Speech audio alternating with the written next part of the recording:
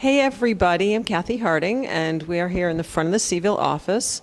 We have our news staff, Chiara, Canzi, Brendan Fitzgerald, very busy all of last week following the tragic death of Yeardley Love and the arrest of George Huguely and everything that has come since. So let's talk a little bit about the media onslaught that visited Charlottesville starting basically last Monday afternoon. Right. What was your experience with that, Chiara? Well, the interesting was I was first on scene. I was there with a couple of reporters from local media, and as soon as we saw two vans from Richmond, we kind of knew something's big's going, it's going to happen.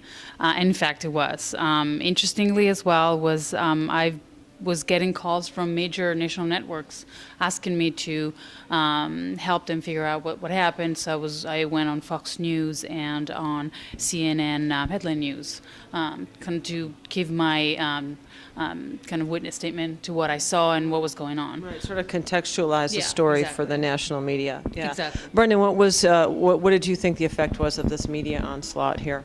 Well, I think that ultimately the effect was you had there was such a surge on campus that a lot of folks, a lot of students, a lot of faculty members, a lot of people who might feel very inclined to give a response to one or two people were really kind of cornered by 4 or 5 at a time, many of whom had, to sort of fit the needs of, say, your TV show where you need the anchor walking with the source, conversing with them. I mean, it seems like a lot of people who would not otherwise have that sort of media access or exposure were really sort of run through the mill with it in a very short amount of time on a very sensitive matter. So ultimately, people were a little wiped out by it, and maybe understandably so, and really kind of quiet.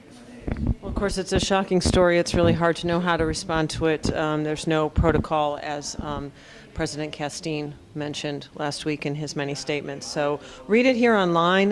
We will have ongoing coverage on the website every time there is news to report. We're continuing to follow the story. And we've got Odd Dominion and a few other pieces online from our news section that may be of interest to you. Thanks for spending some time. I'm Cathy. Here's Chiara, Brendan.